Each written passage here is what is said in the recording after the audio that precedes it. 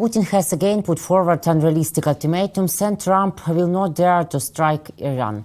When will the US demonstrate its strength again, and how Putin is losing his influences everywhere? Let's talk right now. My name is Uzlova, and today with us is Yuri Rashkin, host of YouTube channel Rashkin Report and Rashkin Report in English. Yuri, hello, glad to see you. Thank you for joining us. Glad to see you. Thank you for having me. You know, I noticed one picture yesterday, and it seems to me that it describes all process around Donald Trump and his attention to very important deals and steps in this picture. Let's see this picture that Trump say in words about 2 weeks, and the message that Trump is too weak. But not all this about only 2 weeks and his position. Isn't Trump tired of being so weak himself? How do you think? I think this is the way Donald Trump has lived his life. And I think that whenever we struggle to understand how anybody could do such things and expect them to turn out well, we just need to look at the number of bankruptcies that he himself or his companies had to declare.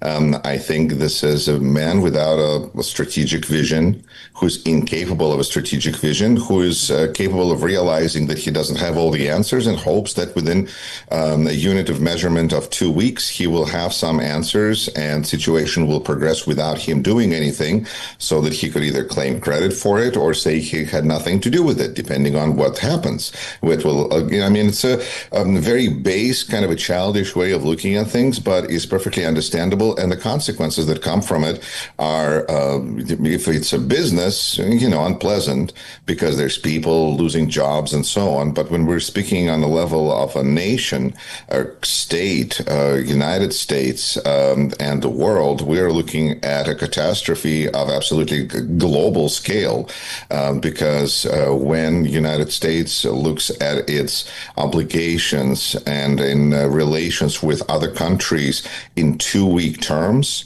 as well as challenges that are faced domestically as well, because 2 weeks is a really convenient way of measuring whatever happens. And yes, it's 2 weeks because he's weak. It's something that he's been doing all his life. So we're not giving him any news to say, oh, another 2 weeks. Yes, another 2 weeks. But does it make him look weak? This is like an English language challenge here, because it's like a bitch and a beach, and those different words are just sometimes, but weak and a week. Yeah. Oh boy. But he's not going to say, Donald Trump is never going to mean that he is weak. He's going to always mean that he is strong, or at the very least that he's next to people who are strong.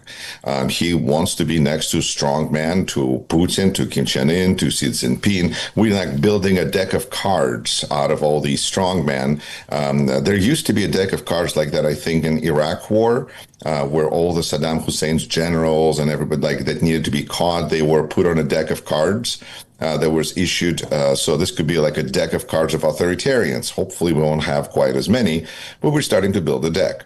And Donald Trump feels that this is the company that he belongs with, because he wants to be with strong guys. Unfortunately, he doesn't seem to be with strong guys, but wants to be, because he's one of them. He's consistently demonstrating his weakness and also the weakness of the United States. Because if you have, a ship, a powerful ship, a mighty ship, and you have a captain who is determined to run it aground, it's going to be difficult, because if captain keeps installing people from, another ship that's trying to get this ship to go down in all sorts of different valuable positions, it's going to be difficult for a ship to make it out okay. This 3-hour tour could turn out to be a much longer journey. And I think the same can be said for war between Iran and Israel, and Russia and Ukraine. When people start war, they seem to think that in 3 days they're going to be in Kyiv marching along. And then you have, Putin, who is not willing to admit that he's ever wrong, and Trump, who is afraid to take a stance. We're in a dangerous world in this situation, and it just means that democracy that makes that much more sense. Because democracies look for way out, democracies look to de-escalate, while we're looking at this hawk of a Putin and a chicken hawk of Trump. But Pakistan nominates Trump for Nobel Peace Prize for mediation in conflict with India. You say about catastrophe involved, but Pakistan thinks that Donald Trump deserves this Nobel Prize. Trump himself said that he deserved 4 Nobel Prizes. For what? I don't know, whatever they give him in physics, sciences, he doesn't care. He doesn't care what is the discipline in which he is rewarded or for which conflict that he helped, supposedly, he is rewarded. This is why it would make just as much sense to him if he's nominated by Pakistan or India or Zelensky or Putin, or he doesn't care. The point is that he wants to show that he is mighty while actually demonstrating to everyone that he is weak and easy to manipulate. And I think what India and Pakistan are doing there is obvious. But let's acknowledge that United States appears to have played, through Secretary of State, a positive role in helping that conflict de-escalate, because Secretary Rubio, as I recall, offered to participate in mediation efforts to de-escalate the situation, which is what India and Pakistan, I think, were looking for, because they do this every few years. Then they expect somebody like United States, there isn't anybody like United States really, to come in and say, we'll mediate, and therefore they can all settle down, and then they de-escalate, and they do this every few years. And the United States still has a person in that building, whatever, that is able, remembers how it's done. And that's apparently Secretary of State Marco Rubio. And of course, so he played his role that was expected of him. Fantastic. Yes, of course, this is all credit. All credit goes to the top, and all blame goes somewhere else. Now, for instance, you may recall a fancy parade that President threw for himself. But of course, the parade was lousy. And so it was not President who threw the parade. It was President who threw his Secretary of Defense under the bus and said that this was Secretary Hegseth's failure, among many, really.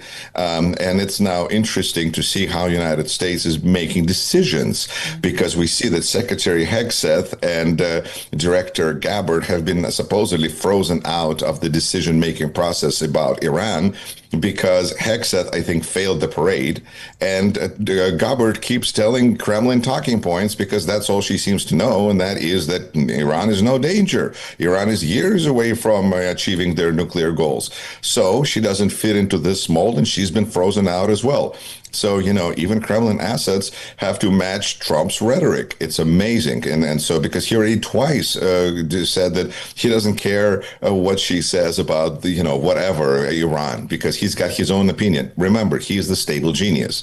So a person with such a high opinion of himself, it's almost like, imagine a person in your life, ladies and gentlemen, viewers and listeners, of somebody who pays no attention to anybody else's opinion, is a kind of an ass, but that nobody seems to want to talk to and deal with. And so we just keep hoping that he's going to leave the party, and then it's going to be, fine. Or we can leave his party and everything's going to be fine. And then it turns out he's the president and he can't leave, and he won't leave. And even though this is supposed to be the last cadence and the last term, I would like to see him leave the White House before I will know that he is done. This is what happens when we deal with people who act irresponsibly in a cowardly way. Because when he's weak, it's a demonstration that we are weak, to show him that he is trying to string us along into World War III.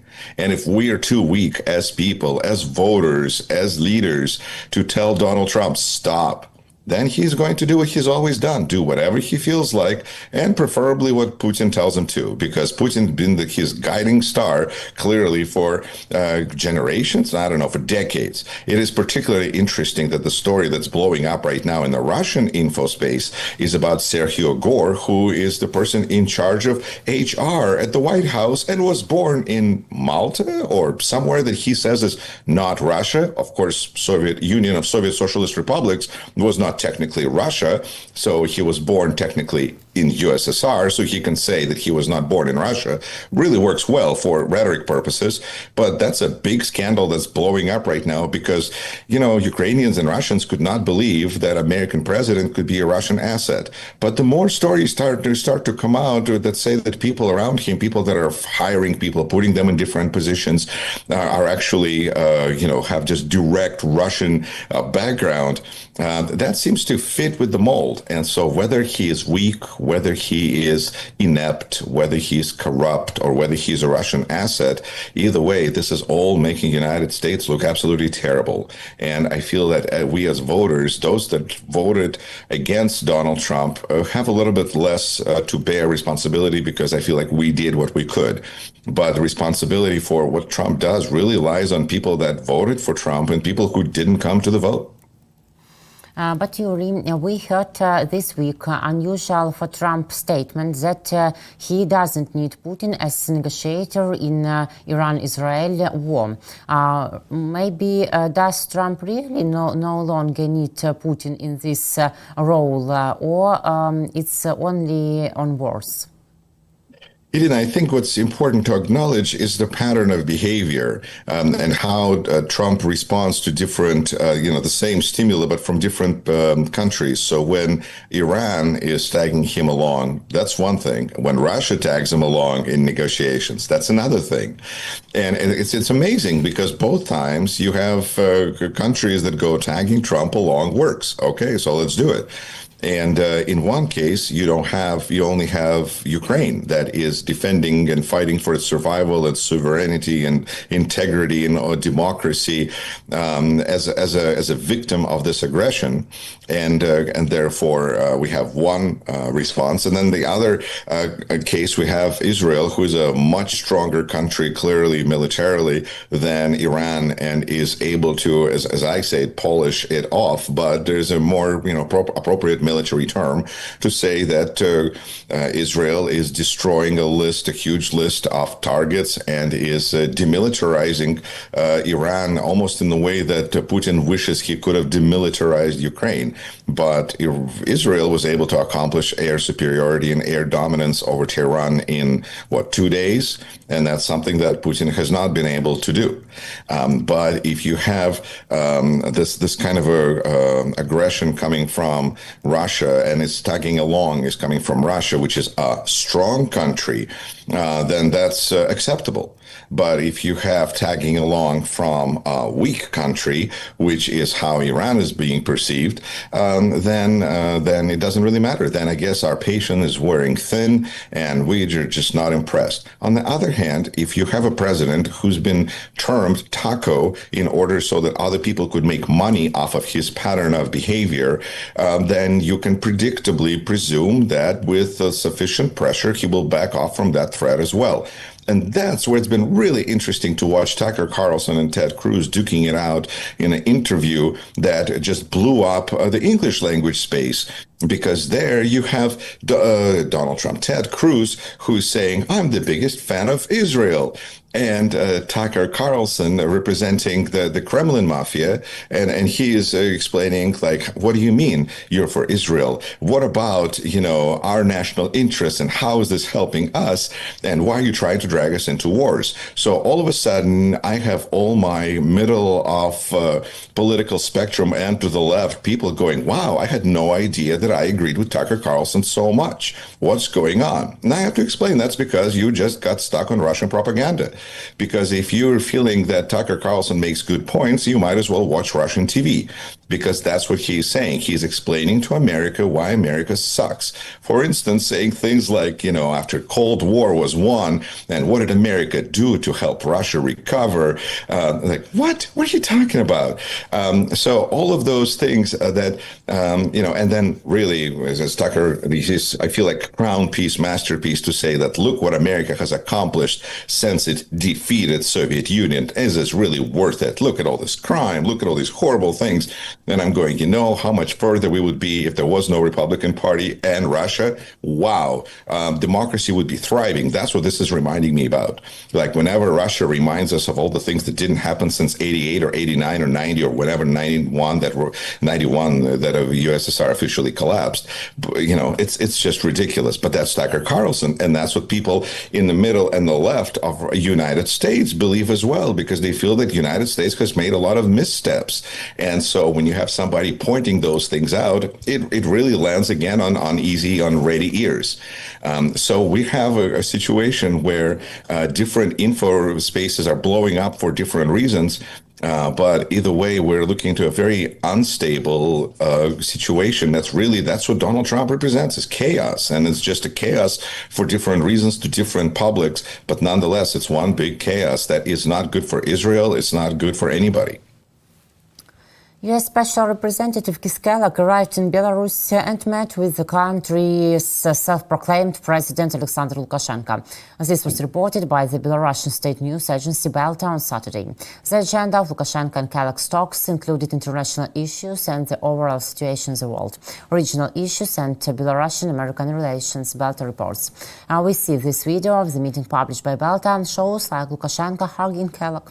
I remember how Steve Witkoff hugged with Russian dictator and terrorist number one in the world, Putin. So we see that Kellogg is like Steve Witkoff in this case. Who doesn't know him? He is the most media-friendly person these days, the Belarusian leader said. Later, during the talks, Lukashenko noted that Kellogg made a lot of noise in the world with his arrival, to which Kellogg laughed. A lot of jokes. In turn, Kellogg thanked for the hospitality and the meeting. We live in a very dangerous time when the crisis we face can sharply escalate, grow, if we are not wise and fair, he said. What is the main goal of this visit? Probably to set up a new meeting for Donald Trump with another dictator. Because that seems to be the one thing that Donald Trump is mostly interested in, is being next to, surrounding himself with strong men. Interesting, not even strong women, but I don't know. I'm waiting for a woman dictator, but maybe it's just a man thing. So dictator, whatever. Kellogg is also doing a very dangerous thing, which is continuously legitimizing dictators, because now, whether we're talking about American policy here, more than Kellogg, far more than Kellogg, whether we have Putin being discussed as a possible mediator in any negotiations between anybody, unless we're talking like Kadyrov and somebody else on the inside of, and Hirurk, and then like their own battles that they're trying to sort out. Anywhere else, Putin, Lukashenko, bringing them back into spotlight and saying this is a leader is really discrediting the word leader, because those are not leaders. Those are dictators. They are tyrants. They are not allowing for freedom of expression, and they're definitely not allowing for ability to people to change their leadership. And how can we communicate with a country where a leader has been considered illegitimate since 2020 by a world community? Is not beyond me, because this is every day in Trump world. But we at the same time can never normalize this, because this is wrong. Keith Kellogg should not be speaking to Lukashenko. This is embarrassing all of us as Americans that this is happening while there's people who are in prison in Belarus for protesting Lukashenko in 2020. And since then, because he can't stand opposition, because he is really, Lukashenko is future of Trump. But one of possible scenarios, because he lost election, he refused to leave, he surrounded himself with Russian guns, and Belarusians have been far too timid to protest in a way that Ukrainians have, because Ukrainians set up Maidan, which is people come out and they refuse to leave. Simple enough.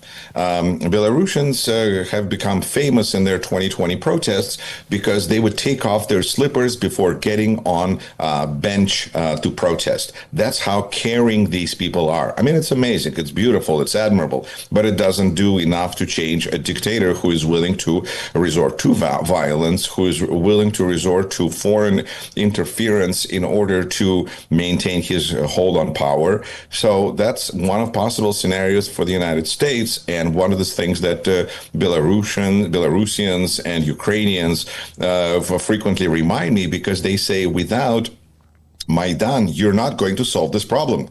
The problem that you have in the United States is not going to be solved without a big protest like Maidan. And we in the United States, I feel like, would like to get this problem solved without resorting to Maidan. And that is the challenge where we are, because we would like to be not Belarusians, because United States population is very heavily armed, and it's just impossible to believe that we're going to be as nice and peaceful as people of Belarus were. But at the same time, we're not at the level of desperation that Ukrainian people were when they decided that this is enough.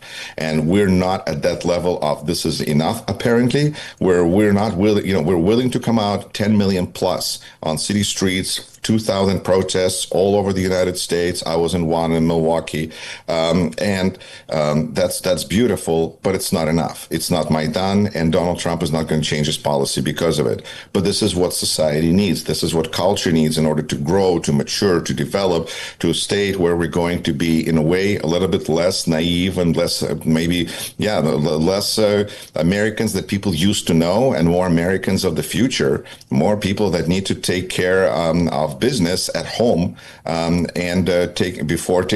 well as being responsible for what is happening on this planet. We do need to take care of business at home, and I think that American way is going to be different than Ukrainian or Belarus way, but it is going to be no less easy and potentially even more violent.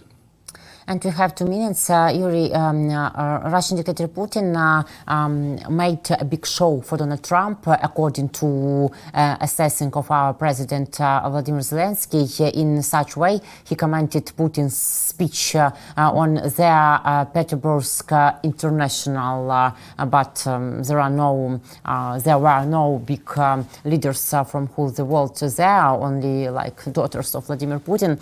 And Zelensky mentions that all these statements about new 100,000 capitulative ultimatums for Ukraine, it's all for Donald Trump.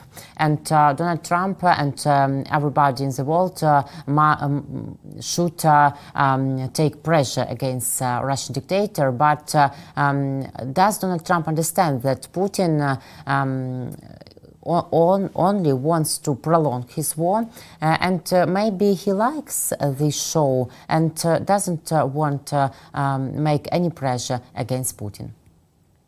Well, Putin is in a difficult position, as Financial Times, I believe, has just reported. Russia is on the verge of recession, and he announced that that is impossible, that cannot happen. Well, I mean, what's the one solution that Russia has to avoiding recession? War. So I think that those kinds of things are going to be in the country's future, and those kind. That's it used to be, I think, oil, gas, lumber, women, children that Russia was exporting, but now it's just war. Just, violence and cannon fodder. So that's one thing that Putin is dealing with. The fact that there was one seat, I'm sure, saved at that presentation for Donald Trump, but he didn't come, even though he wanted to, like he wanted to be at May 9th, I'm sure. Because Donald Trump there's one problem in his life. He can't seem to meet Vladimir Putin. They met in 2018, and since then, right now, especially since he's been president, because we don't know what happened when he was not president, but since he's become president, he seems to really want to meet Vladimir Putin, and Vladimir Putin appears in St. Petersburg, appears here. He calls Donald Trump all the time, because Donald Trump seems to be really good about doing things that somebody just spoken to his ear about. So Trump seems to be calling allies or calling Ukraine right after he spoke to Putin, because it's still fresh in there before it kind of disintegrates and everything. I think that, the recession and the pandering, I think pandering is an important part of dealing with Donald Trump. And of course, Vladimir Putin understands this both by using Donald Trump's name not in vain, but when praising anything, and Donald Trump, great, oh, he's wonderful. And at the same time, when criticizing, never saying Donald Trump, saying him, we know, making all sorts of references. Peskov is good at this as well, but not actually naming him by name. It's like a horror show where you can't say the character's name 3 times into the mirror, he'll come out and respond with a tweet. The horrible tweets.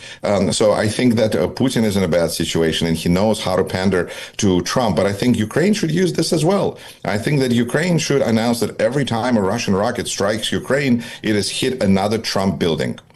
Because, that's how Trump seems to respond. Of course, I can see, to end our conversation, I can see another building in Moscow with a Trump name on it. Currently, it says Lenin on the mausoleum, but I can easily see where it would say Trump, because who's done more for the state of Russia? Really, it's a pity, but it's a real fact. Yuri, thank you very much for this conversation, for your opinion and your position. See you next week. Take care. Take care. Yuri Rashkin, host of YouTube channel Rashkin Report and Rashkin Report in English. Irina Uzlova, my name. Please, guys, subscribe to our YouTube channels and see you later.